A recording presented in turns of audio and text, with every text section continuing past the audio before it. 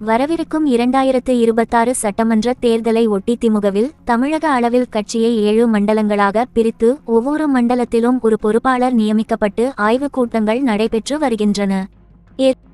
இந்த வகையில் சென்னை மண்டல பொறுப்பாளரான திமுகவின் துணை பொதுச் செயலாளர் ராசா எம்பி சென்னை தெற்கு, சென்னை தென்மேற்கு மற்றும் சென்னை கிழக்கு மாவட்ட நிர்வாகிகளுடன் அறிமுக கூட்டங்களை நேற்று மே 17ஆம் தேதி நடத்தினார்.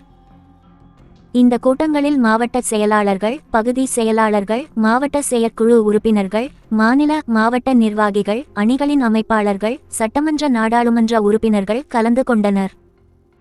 காலை நண்பகல் 12:30 மணிக்கு சென்னை தெற்கு, சென்னை தென்மேற்கு மாவட்ட திமுக நிர்வாகிகள் சந்திப்பு கூட்டத்தை சைதாப்பேட்டையில் ஒரு மண்டபத்தில் ஏற்பாடு செய்திருந்தார் அமைச்சரும் மாவட்ட செயலாளருமான மா. சுப்பிரமணியன். இந்த நிகழ்வில் சென்னை தெற்கு மாவட்ட செயலாளர் மா. சுப்பிரமணியன், சென்னை தென்மேற்கு மாவட்ட செயலாளர் மயிலை வேலு ஆகியோர் தங்களுடைய மாவட்ட நிர்வாகிகளை மண்டல பொறுப்பாளரான ராசாவுக்கு அறிமுகம் செய்து வைத்தார்கள். இதன் பிறகு பேசிய ராசா, இங்கே அமைச்சராக இருக்கக்கூடிய மா. சுப்பிரமணியன், சட்டமன்ற உறுப்பினரான மாவட்ட செயலாளர் வேலு உள்ளிட்ட நிர்வாகிகள், ஏன் நானே கூட தவறு செய்திருக்கலாம். அவை எல்லாவற்றுக்கும் நானே உங்களிடம் மன்னிப்பு கேட்டுக்கொள்கிறேன். நமக்குள் இருக்கும் கருத்து வேறுபாடுகள் எல்லாம் ஒதுக்கி வையுங்கள். நமது தலைவரை 2026 சட்டமன்ற தேர்தலில் மீண்டும் முதலமைச்சராக ஆக்க வேண்டும். இந்த ஒரு குறிக்கோளை மட்டுமே மையமாக வைத்து நாம் செயல்பட வேண்டும். அடுத்தடுத்து கூட்டங்கள் இருக்கின்றன. இது முதல் கூட்டம்தான். எனவே இந்த அறிமுகத்தோடு நான் விடைபெறுகிறேன். விரைவில் அடுத்தடுத்து உங்களை சந்தித்து உங்களுடைய கருத்துக்களை கேட்டறிந்து தலைமைக்கு தெரிவிப்பேன் என்று பேசினார் ராசா. அப்போது கூட்டத்தில் கலந்து கொண்ட அனைவருக்கும் மதிய உணவாக அசைவ பிரியாணி மற்றும் சைவ சாப்பாடு ஏற்பாடு செய்யப்பட்டிருந்தது. இதனை அமைச்சர் மா. சு. மேடையில் அறிவித்து, நிர்வாகிகள் அனைவரும் சாப்பிட்டு விட்டு தான் போக வேண்டும், அதுவரை கதவு சாத்தப்படும் என அன்பு கட்டளையிட்டார். மண்டல பொறுப்பாளர் ராசா, எனக்கு அடுத்து மீட்டிங் இருக்கு, அதனால் நான் சாப்பிடாமல் கிளம்புகிறேன் என்று மாசுவிடம் சொல்லிவிட்டு புறப்பட்டார். இந்த கூட்டத்தில் சலசலப்பு எதுவும் இல்லாத நிலையில் சென்னை ஓட்டேரியில் நடந்த சென்னை கிழக்கு மாவட்ட நிர்வாகிகள் கூட்டம் இன்று பிற்பகல் 2 மணிக்கு ஆரம்பித்தது. லேசாக மழை தூறிக் கொண்டிருந்ததால் நிர்வாகிகள் சிலர் வருவதற்கு தாமதமானது.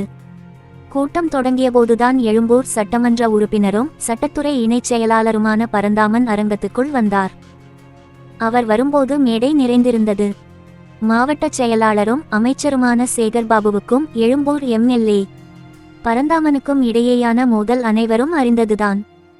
கடந்த 4 ஆண்டுகளாக மாவட்ட செயலாளரான சேகர்பாபு கூட்டிய இந்த மாவட்ட கழக கூட்டத்துக்கும் பரந்தாமன் வந்ததில்லை.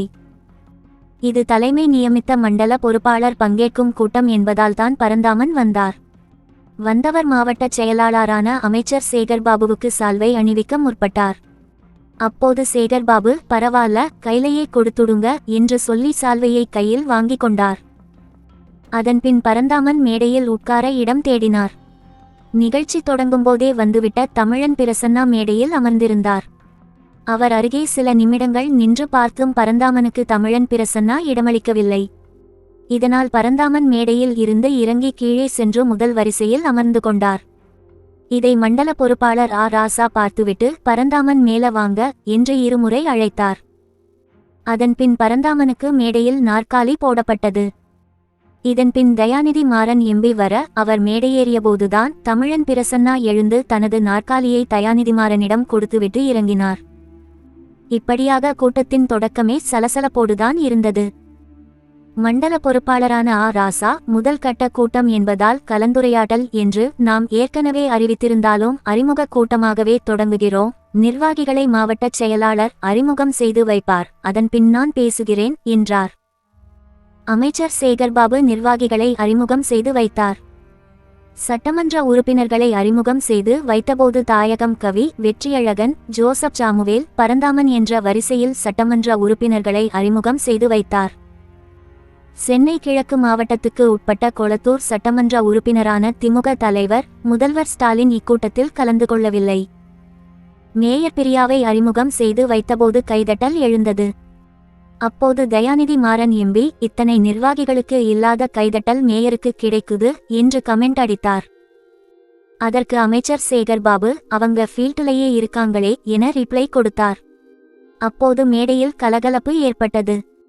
அதே நேரம் சேகர்பாபுக்கு எதிராக மேயர் பிரியா சில நகர்வுகளை வடசென்னையில் தொடங்கியிருக்கும் நிலையில் மேயர் பிரியாவை அமைச்சர் சேகர்பாபு பாராட்டியதும் குறிப்பிடத்தக்கது. நிர்வாகிகளை அறிமுகம் செய்து வைத்த பிறகு மாவட்ட வழக்கறிஞர் அணிச் செயலாளர் துரைக்கண்ணன் கூட்டத்துக்கு வந்தார். அவர் மேடையேறியபோது அவரை பார்த்த சேகர்பாபு, நீ லேட்டா வந்ததால உன்னை அறிமுகப்படுத்தி பேச முடியலைப்பா என்றார் சாதாரணமாய். அப்போது துரைக்கண்ணன், மரியாதையா பேசுங்க என்று சேகர்பாபுக்கு எதிர்குரல் எழுப்பினார். துரைக்கண்ணன் எழும்பூர் எம்.எல்.ஏ. பரந்தாமனின் ஆதரவாளராக அறியப்பட்டவர். உடனே சேகர்பாபு முகம் சிவக்க இதை பார்த்த எழும்பூர் கவுன்சிலரும் அயலக அணி மாநில துணைச் செயலாளருமான பரிதி இளம் சுருதி, என்னை இப்ப மரியாதை குறைவா பேசிட்டாங்க என்று குரல் கொடுத்தார். உடனே ஒட்டுமொத்த மகளிரணி நிர்வாகிகளும் சேகர்பாபுவுக்கு ஆதரவாக சுருதியோடு சேர்ந்து குரல் கொடுத்தனர். இதனால் சில நிமிடங்கள் பரபரப்பு நீடித்தது.